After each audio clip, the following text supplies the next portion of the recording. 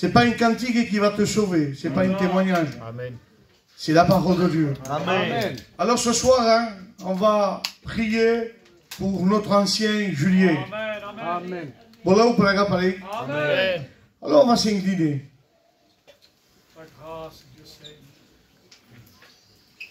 Je vais demander au pasteur Billy, hein, s'il veut bien prier. Nous prions ensemble. Ah Seigneur, tu es bon, tu es grand. Mangatutan ankirat kamlo Jesus.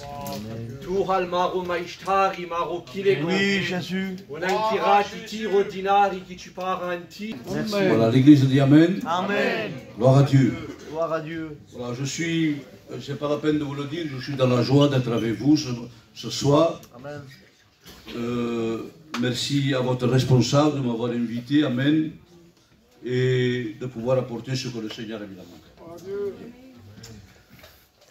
Juste une introduction, vous savez, avant de vous apporter ce que le Seigneur a mis dans mon cœur. L'ennemi, vous savez, est celui qui veut détruire les serviteurs, les églises. Il fait tout pour les détruire. C'est son travail, il n'a que ça à faire. Et pendant quelques mois, je ne vous cache pas, vous savez que moi, ma compagne, ma maison, mes enfants, on a passé, vous savez, des moments terribles. Terribles, parce que le diable a voulu toucher à mon ministère. Et ça, c'est très compliqué. Mais je dis gloire à Dieu. Amen. Gloire à Dieu, parce que vous savez, quand on fait confiance en Dieu, et je m'adresse bien sûr aux chrétiens, et également à nos amis qui peut-être encore ne se sont pas engagés, vous ferez peut-être l'expérience plus tard, eh bien quand on fait confiance en Dieu, quand on ne bouge pas, et qu'on met Jésus devant, Amen, automatiquement, Dieu est notre avocat. Amen. Dieu est celui qui s'est prêté. Il est celui, vous savez, qui est là, qui nous aide. Amen. Amen. Donc je suis là. Amen. Et vous savez tout ce qui m'a passé. Pendant quelques mois, j'ai été attaqué, harcelé, de tous les côtés. Eh bien, je n'étais pas étonné, parce que j'étais déjà averti par Dieu. Dieu s'était servi d'une sœur qui a voulu me parler. Et donc, j'ai appelé ma compagne, et elle avait eu un songe de ce qui allait un petit peu arriver, c'est ce qui m'est arrivé.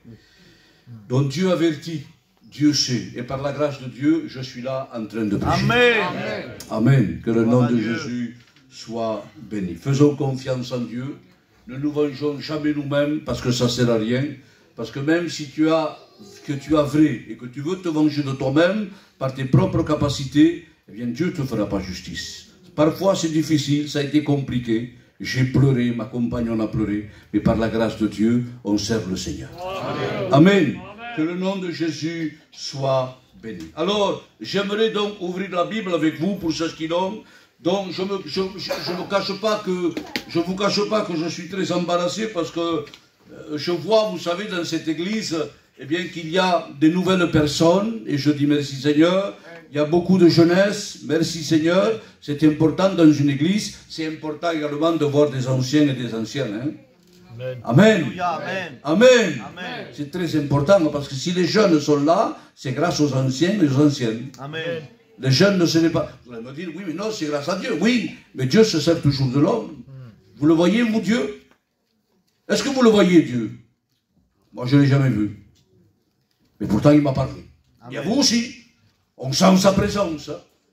Amen. Donc, Dieu se sert de l'église. Alléluia. Amen. Donc Dieu m'a mis un message, moi, pour l'église. Mais je vais essayer de l'arranger, parce que je ne veux pas laisser non plus, eh bien, la jeunesse et nos amis également, comme cela, avec un message peut-être qui ne les concerne pas. J'aimerais te placer dans l'église. Amen. Te mettre dans l'église. Gloire à Dieu. Amen. Parce qu'ici, vous savez, l'amour de Dieu n'est pas simplement que pour l'église. Il l'a dit, le frère Samuel, votre responsable. L'amour de Dieu est pour toi également. Peut-être qu'il y en a, ça fait la première fois que tu viens. Dieu t'aime pareil que le responsable. Amen. Que les serviteurs, ou que moi, pareil. Ah oui, c'est comme ça, le Seigneur. Parce que Dieu, il est monté pour toi, c'est pour moi. Amen. Amen. Amen. Alors, on va arranger ça, on va voir comment on peut faire. Hein? On est des habitués, dans de l'estrade. Mais on a besoin de la grâce de Dieu. Amen. Que le nom de Jésus soit béni. J'aimerais donc faire une lecture pour ceux qui ont la Bible, ou je la fais pour vous, dans 2 Chroniques, chapitre 30 du verset 1er. 2 Chroniques, chapitre 30 du verset 1er. On va parler d'un problème qu'il y a eu, que le roi le roi Ézéchias. Et lui, il n'a pas voulu laisser ce problème comme cela. Il a voulu arranger le problème. Et nous sommes, nous, les serviteurs, les églises, les frères, les sœurs, les anciennes, on est là, quand il y a un problème, on ne peut pas le laisser comme ça, il faut l'arranger. Regardez ce qu'il est dit dans 2 Chroniques, chapitre 30 du verset 1er. Ézéchias envoya des messagers dans tout Israël et Juda, et il écrivit aussi des lettres à Éphraïm et à Manassé, pour qu'ils viennent à la maison de l'Éternel à Jérusalem célébrer la Pâque en l'honneur de l'Éternel, le Dieu d'Israël. Le roi, ses chefs et toute l'assemblée avaient tenu conseil à Jérusalem afin que la Pâque soit célébrée au 2e mois, car on ne pouvait la faire en son temps, parce que les sacrificateurs ne s'étaient pas sanctifiés en assez grand nombre, et que le peuple n'était pas rassemblé à Jérusalem. C'est un problème dans l'Église, quand le peuple n'est pas rassemblé. On va voir ça un peu.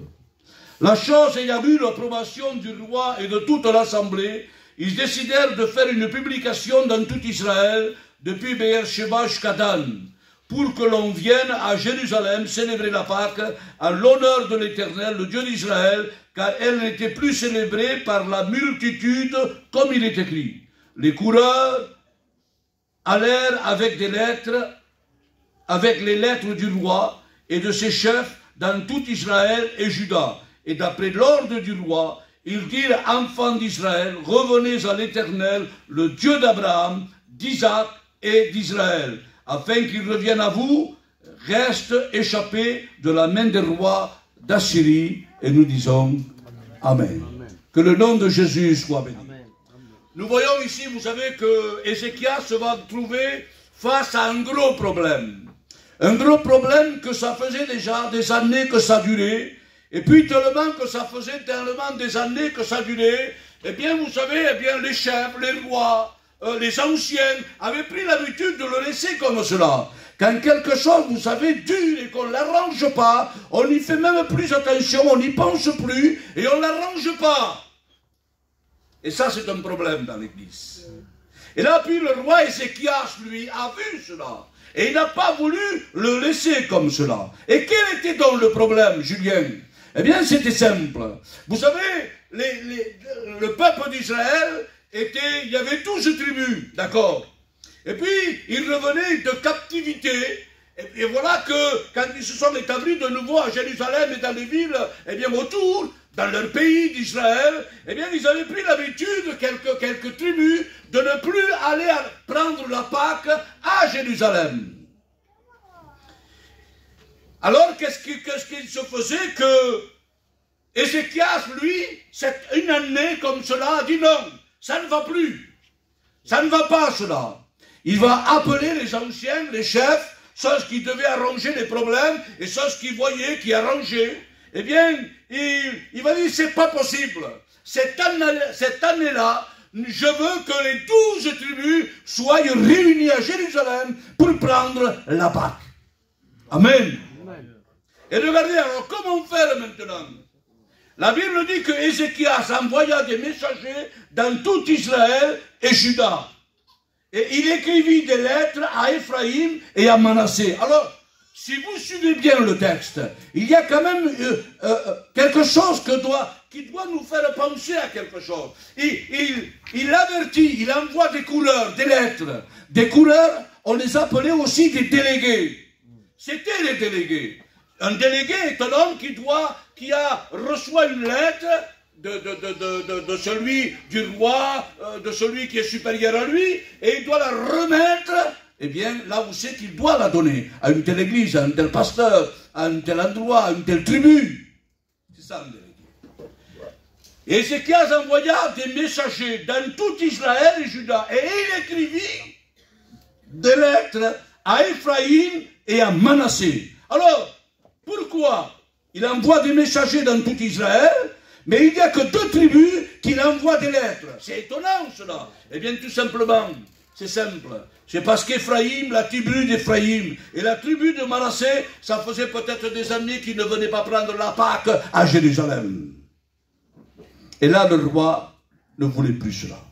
Alors, quelle est la nôtre? Qu'est-ce que ça nous concerne, nous? Eh bien, ça concerne qu'il est bon, alléluia, de pouvoir être tous ensemble. Et quand je dis la Pâque, c'est pas la Pâque maintenant, on le sait, mais la Pâque, c'est pas simplement qu'un agneau. La Pâque, pour nous, ce n'est pas que la Sainte Seine. La Pâque, c'est notre vie quotidienne tous les jours. Alléluia. Je ne sais pas combien de fois vous prenez la Pâque, vous. Moi, je la prends tous les jours. Comment ça, Julien? C'est vrai. Ah ben oui. Amen. Moi, la Pâque, c'est la vie de Dieu dans mon cœur, Amen. dans ma maison, amen. Amen. Avec mes enfants, et c'est ça. Et c'est tous les jours, alléluia. Que le nom de Jésus soit béni. C'est ça, c'est tous les jours. Tandis que Manassé et Ephraïm, ça faisait peut-être des années qu'ils ne venaient pas. Cela ne veut pas dire qu'ils ne prenaient pas la Pâque. Ils la prenaient chez eux, mais plus à Jérusalem. Il y en a, vous savez, mes frères et mes sœurs, qui restent dans les maisons, mais qui ne viennent plus à l'église. Ah oui. Ah oui. Tu habites à Narbonne, ça fait combien de temps que tu ne viens pas à l'église tout en sachant, amen, et connaissant la vérité de Dieu? Il y a des inconvertis, vous savez, ou des païens, je ne sais pas, eh bien, qui connaissent la parole de Dieu, la vérité. Moi, à l'époque, il y avait un beau-frère à moi, un beau-frère, il ne s'est jamais converti. Et pourtant, il connaissait plus la Bible que moi. Quand il venait chez moi et qu'il restait quelques jours, il n'est pas de Lézignan, hein, il était d'une autre ville, assez loin. Alors quand il venait, alors le soir, on allait, excusez-moi, se coucher un peu tard. Et puis, lui, j'avais la Bible ouverte. Et puis là, lui, au lieu de l'enseigner moi à lui, c'est lui qui m'a enseigné à moi. Comment cela se fait-il? Et pourtant, dans l'année, il n'y allait qu'une fois à l'église. Alors, je ne pouvais pas parler avec lui. Parce qu'il me disait, oui, mais c'est comme ça, comme ça, comme ça, comme ça. Alors comment lui savait tout cela sans aller à l'église? Oui, lui, pour lui, il prenait sa Pâque à sa maison. Mais non. Le moment est venu de donner ton cœur dans l'église. Amen. Bien sûr qu'on ne se convertit pas à tes buts. Mais tu dois te convertir à Jésus-Christ, amen. Et Jésus, alléluia, où c'est qu'il est, Jésus? Bien sûr qu'il est chez toi. Bien sûr qu'il est à ta maison avec toi. Mais il est ici également. Amen. Dans l'église, avec les frères, avec les sœurs, ensemble. Alors, il avait vu cela. Et Ézéchias a dit, non, c'est pas possible, on ne peut pas le laisser comme cela. Seulement que j'ai marqué que Ephraïm, Manassé, devait faire longtemps qu'il ne venait plus célébrer la Pâque à Jérusalem. Et le roi Ézéchias voulait que toutes les tribus d'Israël et de Juda soient ensemble pour célébrer la Pâque. Voilà ce que Dieu veut ce soir. C'est que l'église soit ensemble. Alléluia. Savez-vous ce qui fait fonctionner une église? Je vais vous le dire moi, ce n'est pas l'homme. Parce que l'homme peut détruire une église. L'homme peut détruire une œuvre. Non, c'est pas ça. Mais quand un homme comprend, alléluia, que lui seul ne peut rien faire, et qu'il a besoin de Hur et de Aaron, qu'il a besoin de ses frères, de ses sœurs, des anciens du plus jeune, et que c'est ensemble que ça fait marcher l'église, alors Dieu bénira cette église. Amen. Ce qui fait fonctionner une église, ce qui fait fonctionner une vie chrétienne, c'est l'unité. S'il n'y a pas d'unité, ça ne sert à rien du tout, il n'y aura que du bruit. Ça ne fera rien. Tu feras un bilan. Tu commences au mois de janvier, au mois de décembre, tu feras le bilan. Il n'y a rien qui s'est passé dans l'église. Et quand rien ne se passe dans une église, c'est parce que Jésus n'y est plus. Ah oui, je m'excuse si le message est fort. Amen, amen. Mais quand d'une église on voit, alléluia, eh bien qu'il y a l'unité. Et on peut le voir ensemble un petit peu parce que ça va un peu plus loin et un peu plus profond, alléluia. Quand il y a déjà l'unité, moi oui, Julien, l'ancien conseiller, non, je ne pouvais rien faire s'il n'y avait pas le comité avec moi. S'il n'y avait pas les frères avec moi. Amen. Amen. Et combien de conseils on m'a donné? Non, tu te trompes, Julien. C'est comme ça, pourtant un jeune serviteur. Et puis en méditant, mais il a raison, le frère. Attends, viens, mais qu'est-ce que tu me dis là? Comme ça, comme ça. Ah oui, tu as raison. Amen. Quand on croit que tout seul on peut faire tout, alors vous savez ce que fait Dieu? Il nous prend et il nous met de côté. Il nous enlève de la route, il nous enlève du travail et il nous met sur le chemin. Là, assieds-toi, parce que je ne peux plus me servir de toi. Alléluia. Tu veux que Dieu te bénisse, mon frère? Tu veux que Dieu te bénisse, ma soeur? Prends soin de ton frère. Amen. Prends soin de ta soeur. Amen. Dis-toi que ta soeur, même qui sait, elle sait peut-être pas prier, mais elle peut t'aider, elle peut te dire le mot de Dieu. Dieu s'est servi d'un âne pour parler au prophète. Il ne voulait rien écouter lui. Il n'écoutait pas les hommes. Ah, tu ne veux pas écouter les hommes? Eh bien, je veux me servir d'un âne. Et encore, je vous ai dit, vous savez, un animal un peu plus important. Un âne! Balaam! Ah ben oui. Parce que lui, il croyait que tout seul, ça y est, quoi. Non, non, c'est pas comme ça. Vous comprenez bien. Alors, le roi Ézéchias voulait que toutes les tribus d'Israël et de Juda soient ensemble pour célébrer là-bas. C'est ce que le Seigneur il veut. Qu'est-ce qu'il veut, le Seigneur, pour la ville de Narbonne? Ce que vous puissiez être unis ensemble, marchant dans la vérité, bien sûr, dans les choses de Dieu. Si j'ai tort, c'est tort. Est-ce que vous comprenez bien? Alléluia. On ne peut pas écouter quelqu'un qui a tort. C'est pas possible. Et Dieu veut toujours qu'on garde l'unité de Dieu. L'Église doit être ensemble. Et surtout unis pour que Dieu travaille dans cette Église. Acte chapitre 1er du verset 14. Qu'est-ce qu'il nous dit la Bible? Regardez, moi j'aime beaucoup ce texte. Tous d'un commun accord. Ah, tous d'un commun accord. Et au jour d'aujourd'hui, ce texte, pour le mettre en action, croyez-moi que c'est compliqué et difficile. Alors, qu'est-ce qui s'est passé pour toutes ces personnes qui étaient d'un commun accord, dans une salle peut-être un peu plus haut, mais comme celle-là, ils étaient 120. Eh bien, ils furent tous remplis du Saint-Esprit. Gloire à Dieu. Tiens, c'est bizarre ça, non? Ils furent tous remplis du Saint-Esprit, tout simplement parce qu'ils étaient tous d'un commun accord. Regardez la note que j'ai mise, elle est importante.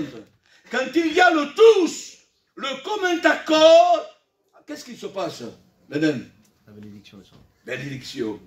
Moi j'ai marqué, il y a le miracle de Dieu. Amen. Amen. Savez-vous qu'il y a des églises qui ont plus de miracles? C'est vrai. Je ne juge aucune église. Parce qu'il n'y a qu'une seule église pour Dieu. Hein. Mais il y a des églises qui, malheureusement, il n'y a plus de miracles. Là, il y a eu un miracle de Dieu, c'est le miracle de la promesse. Amen. Moi, je dis que c'est un miracle. Tous furent remplis du Saint-Esprit. Dieu sait que ce soir, tu allais venir. Que tu sois jeune, plus âgé. Mais il va y avoir un miracle pour toi. Pourquoi? Parce que tous, le commun d'accord, il y est ce soir. Amen. Il faut que tous nous soyons d'un commun d'accord. Amen. Amen. Il y a eu le miracle. Et quand il y a le miracle dans l'église, qu'est-ce qui se passe? Quelqu'un pourrait me le dire?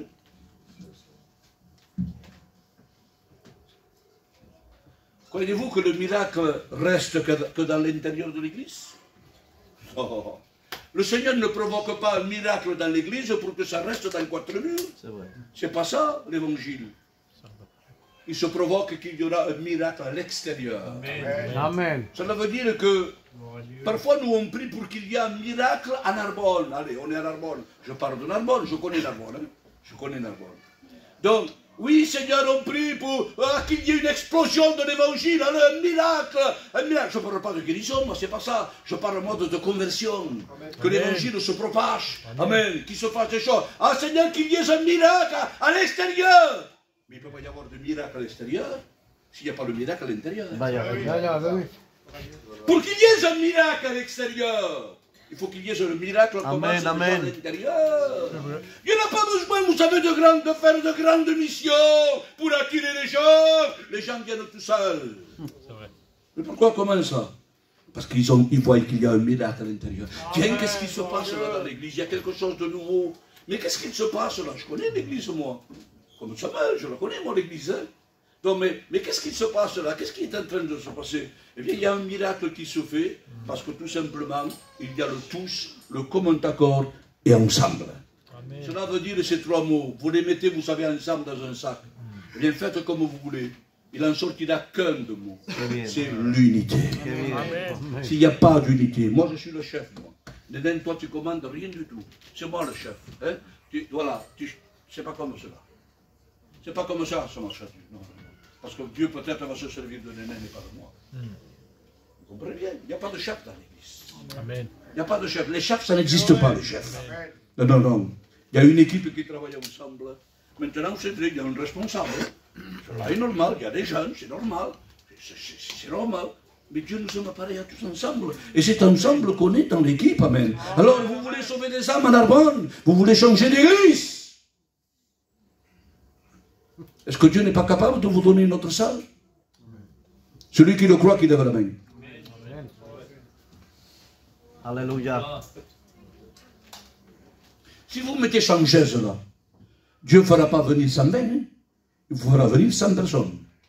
Mais si vous mettez 300 places, Dieu fera venir 300 places. Si l'église elle sait garder l'unité ensemble, eh bien moi je vous le dis de la part de Dieu, que vraiment le miracle se produira et ça sera rempli. Ah oui. C'est comme ça l'œuvre de Dieu que ça marche. Moi je le crois de tout mon cœur. Moi je crois avec une autre église, avec une autre salle. Pas l'église c'est vous, mais avec une autre salle. Amen. Amen. Il y a des gens qui ne venaient pas ici. Pourquoi ils viennent maintenant? Pour voir Samuel? Marthelin ou Samuel? Non, Samuel. Pour me voir à moi, encore moins. Non, c'est pas ça. Mais pourquoi ils viennent? Eh bien parce qu'ils sentent à parler. Parce qu'ils voient qu'il y a quelque chose qui est en train de se passer. Je ne suis pas là pour lever un homme, moi. Non, non, Samuel, on se connaît, nous, on ne se plaque pas, nous. Je travaillais, moi, avec Samuel, et Samuel avec moi. On est des anciens et on travaille pour l'œuvre de Dieu. Samuel, c'est moi qui l'ai placé ici. Il était réticent en premier, il ne voulait pas, hein, c'est ça. Hein. Il y a ceci, je le comprends, il y avait des problèmes. Mais moi, je voyais, je sentais que c'était lui qu'il fallait qu'il prenne. Et puis voilà. Mais aider, tout seul, mais il ne peut rien faire tout seul. Mais aider des frères, oui, à la gloire de Dieu. Alors, si vous voulez que des âmes se convertissent à l'intérieur, si vous voulez que vos familles viennent, si vous voulez que vos fils y viennent, si vous voulez que vos enfants qui viennent, si vous voyez que vous avez des enfants qui se droguent, excusez-moi du mot, ou alors qui sont dans l'emprise des cachets, qui ne sortent plus même dehors, commence par venir, toi. Et plus tu verras que ton fils, ta fille, qui est dans un gros problème, qui est dans un gouffre, tu le verras venir tout seul. Sans que toi tu l'appelles à l'église, il viendra tout seul. Pourquoi? Parce que le miracle, vous savez, c'est comme un virus. Vous savez, un virus, ça commence par une personne. Mais ça peut contaminer toute une ville entière. Eh bien, l'évangile, c'est pareil. Ça commence par une personne dans la maison. Alléluia. Et après, ça contamine. Quand je dis contamine, en bien sûr. Ça contamine tout. Avec les enfants, le grand-père, la grand-mère, les enfants, les oncles, les tantes, tous. Moi, j'ai prié pour ma famille, et pourtant ma famille, croyez-moi, elle était dure. Hein. Elle est dure encore. Hein. Et catholique à 100% et pratiquant. Ah oui, je vous le dis, moi. On a prié, pas un frère, une soeur, une nièce. Là, il n'y a pas longtemps, elle s'est baptisée, une nièce à moi. Croyez-moi que ça a été très compliqué. Il y a des années que je prie pour cette famille. C'est ma famille, mes neveux, mes nièces. Impossible, rien à faire. Ils avaient fait même un pacte. Oui. Je vous le dis, moi, un pacte, vous savez ce que c'est qu'un pacte? Pas avec le diable, mais avec leur père, mon frère.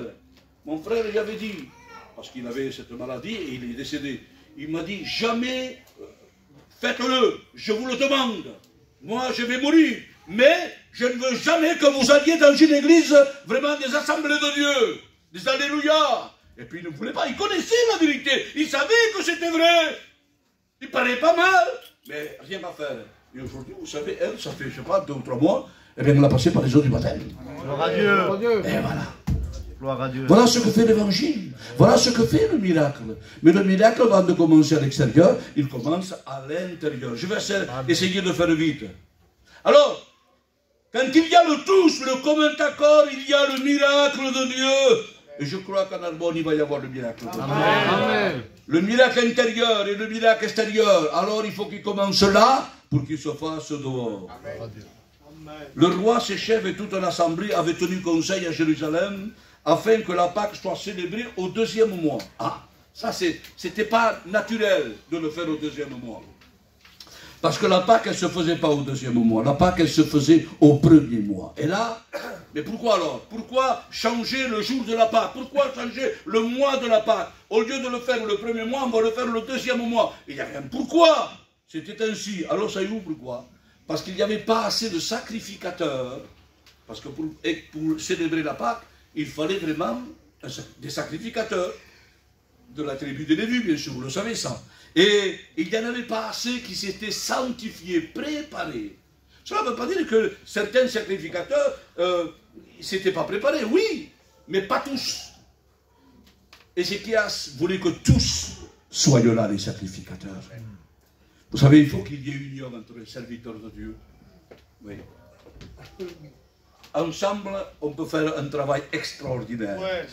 Le diable a peur. L'ennemi de nos âmes, il a peur quand il voit une équipe de serviteurs qui travaillent ensemble. C'est difficile parfois parce qu'il y en a qui ne s'entendent pas. Ah, quand il y a des chefs, ça ne peut pas marcher. Quand quelqu'un veut être un chef, comme je dis tout à l'heure, mettez-le dehors. Ça ne vaut rien du tout, ça. Non, non, il n'y a pas de chef avec Dieu. Le chef, c'est Jésus. Amen. Amen. Que le nom de Jésus soit béni. Moi, j'ai enlevé, je me suis retiré de la fonction, mais je travaille toujours pour Dieu. Amen. Je vais prêcher ici, je vais prêcher là-bas. On m'a demandé encore dans une église de l'aider, d'apporter des choses pour les jeunes. La parole de Dieu, vous voyez, on me l'a demandé. Mais il n'y a rien qui a changé à moi. J'aime toujours mon Dieu. Dieu toujours il me parle. Il n'y a rien de spécial. Il n'y a rien. Ce n'est pas un titre qui fait fonctionner un homme de Dieu. C'est l'amour de Dieu. Amen. Amen. L'amour pour l'œuvre de Dieu. Que le nom de Jésus soit béni. Alléluia. Alors, la Pâque se faisait au premier mois. Alors, Ézéchias lui dit, non, non, non, non, on va la faire au deuxième mois, afin que tous les sacrificateurs puissent se préparer et être là, ce jour-là, à Jérusalem. Il les voulait ensemble. Et dans une église, il faut être ensemble, les frères. Je ne suis pas plus que le frère, moi. Je ne le connais pas trop, je le connais un peu, mais je ne le connais pas trop. Mais moi, je l'aime de tout mon cœur, je ne suis pas plus que lui. Parce que j'ai un ministère, je suis plus que lui. Mais bien sûr que non. Mais bien sûr que non. Dieu, lui, à la balance, mais au niveau de l'amour, on est là, pareil. Je m'aime, mais Dieu l'aime, le frère aussi. C'est ensemble, alléluia. Et si moi, je me trouve tout seul, là, pour aller prier dans une maison, je vois le frère, tu viens conmigo, hermano. On va prier pour le frère, là. Il a besoin. Mais je le prends. Est-ce que vous comprenez? C'est ça. Mais il y en a que non. Il y en a, ils veulent se faire voir rien que ça. Et ça, c'est pas bon, ça ne peut pas le faire avec Dieu. Ça marche avec des hommes, mais pas avec Dieu. Ces hommes-là, vous savez, excusez-moi l'expression, je vous donne 2000 fois pardon. Ils trébuchent, ils tombent, et ils rentrent dans un processus qui n'est plus spirituel. C'est parce que les sacrificateurs ne s'étaient pas préparés, sanctifiés en assez grand nombre. Il n'y en avait qu'un petit nombre de sacrificateurs qui étaient sanctifiés. Alors Ézéchias aurait pu faire la célébration de la Pâque, mais non, Ézéchias voulait que tous les sacrificateurs soient présents. Encore unité et communion. Je vois le frère Billy là, je me tourne. Allez, je vais le taquiner. Je vois le frère Billy. Tu es un catalan, Billy? Tu es un catalan. Tu ne peux pas dire que tu es un catalan. Et si tu me poses la question à moi, tu es un voyageur? Je me dis que je suis un voyageur. Je suis catalan, moi. Ouais, d'accord. Bon, j'ai un peu de racines quand même, hein, côté de mon père. Mais qu'est-ce qu'il y a? On ne peut pas travailler ensemble? Mais bien sûr. Mais bien sûr. J'ai une église, moi. Regarde, je m'en vais, moi, 15 jours, Billy. Tu ne pourrais pas la prendre, s'il te plaît, 15 jours, me remplacer? Il y a que ceci, il y a une confiance qui se fait. Est-ce que vous comprenez? Mais pourquoi? Parce qu'il a un ministère, le frère, j'ai un ministère aussi. Et c'est ensemble qu'on y fusionne. C'est pareil avec vous, les sœurs. C'est pareil avec vous, les sœurs. Il y a des églises, vous savez vraiment qu'il n'y a qu'un clan de sœurs qui ont le droit que de prier ensemble. Et les autres sœurs, pourquoi on ne fait pas attention? Ah mais oui, mais nous on a l'habitude de prier uniquement ensemble. Eh bien l'habitude, elle n'est pas bonne. C'est vrai. Un jour, je me souviens, allez, je vais taquiner mon cousin maintenant. J'étais responsable, moi, de l'église. On n'était pas là, on était là petit. Et il y avait mon cousin, tel est là devant. Il est là devant, je ne vous dis pas n'importe quoi, moi. Et puis, il venait aux réunions. Pas de souci, il venait à la réunion le mardi, le jeudi, le dimanche, le samedi. C'était le samedi le culte à l'époque, en premier. Et puis, tout d'un coup, là, pendant quelques réunions, je ne l'ai pas vu. Ah, je ne l'ai pas vu, moi. Vu. Un pasteur, qu'est-ce qu'il fait quand tu vois pas un chrétien qui est assidu, qui vient? Oui, c'est pas normal. Quelqu'un qu'on ne voit qu'une fois par mois, ah ben, bon, c'est comme ça, il n'y a rien pas fort, on ne peut pas le faire venir par force. Mais quelqu'un qui vient régulièrement à ces réunions, et je ne le voyais pas. Alors je posais la question à sa compagne.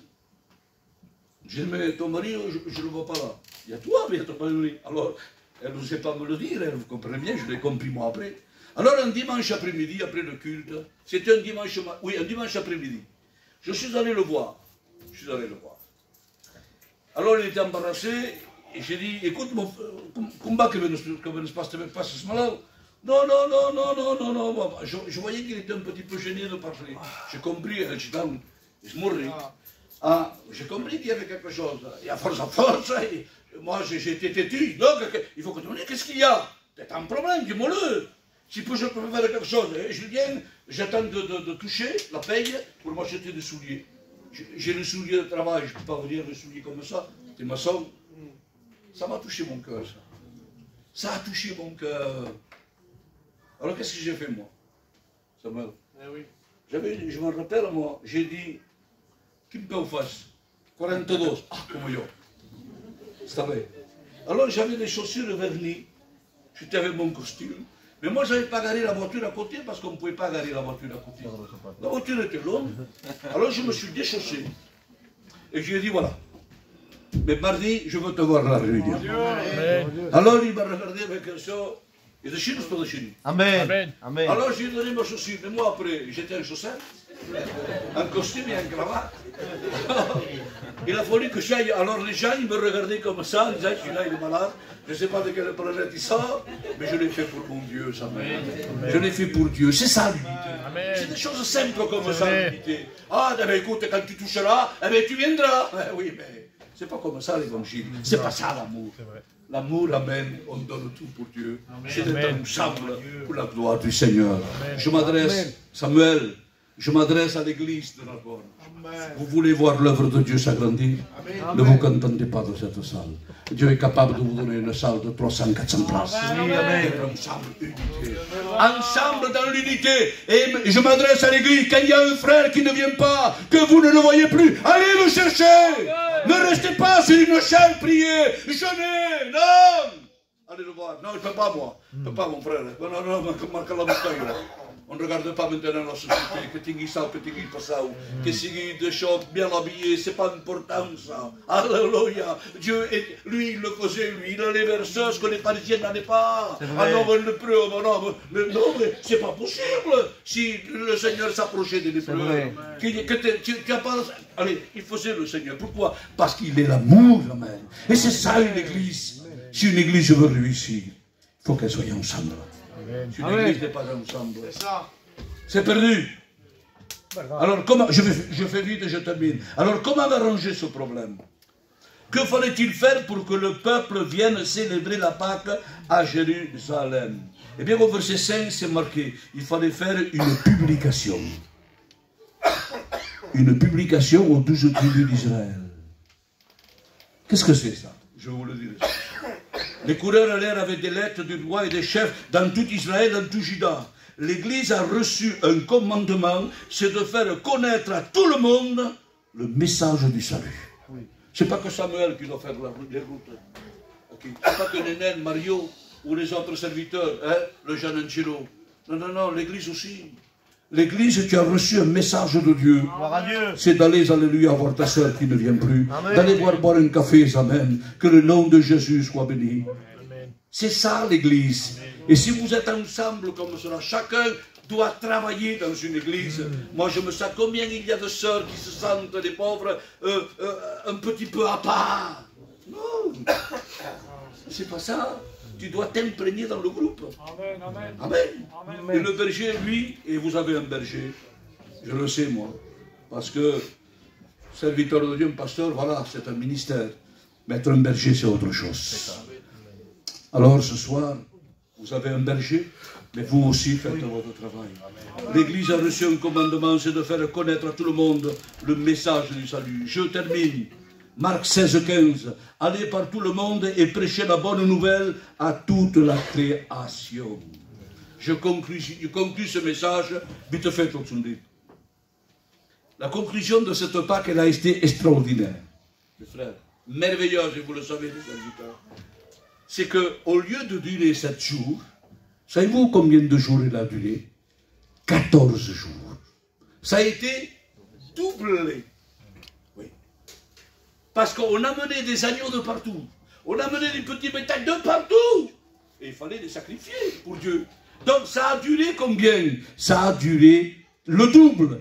14 jours. Je vous le dis de la part de Dieu. Je ne suis pas un prophète, moi, ni un visionnaire. Non, non, non, non. Mais on voit, on n'est pas des fous. On voit. Dieu a une double portion pour vous. Amen. Dieu veut multiplier. Alléluia. À une seule condition, c'est que vous soyez ce jour-là à Jérusalem, en train de parler de la Pâque, c'est-à-dire dans l'église. Il ne faut pas critiquer nos frères.